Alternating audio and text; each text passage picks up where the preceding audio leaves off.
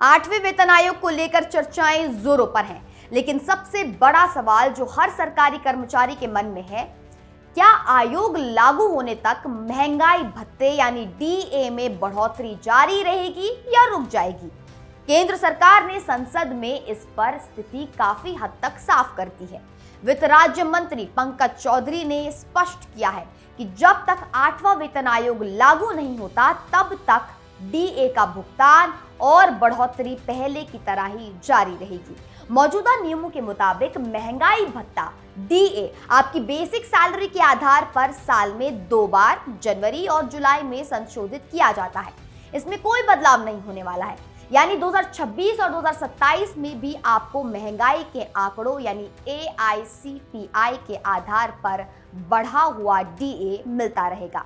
कुछ अफवाहें थी कि नया आयोग आने से पहले डीए फ्रीज हो सकता है, लेकिन विशेषज्ञों और पिछले ट्रेंड्स के मुताबिक ऐसा होने का कोई आधार नहीं है। जब 8वां वेतन आयोग लागू होगा, संभावित 2026 या बाद में, उस समय तक जितना भी डीए इकट्ठा हो चुका होगा उसे आपकी नई बेसिक सैलरी में मर्ज कर दिया जाएगा और डीए की गिनती फिर से 0 से शुरू होगी। एक और महत्वपूर्ण बात, क्या अभी 50% से ज्यादा डीए बेसिक सैलरी में मर्ज होगा?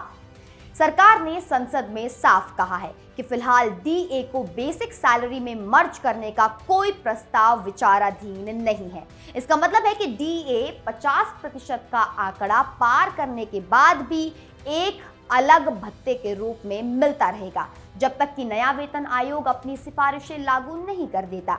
फिलहाल केंद्रीय कर्मचारियों का डीए 58% तक पहुंच चुका है।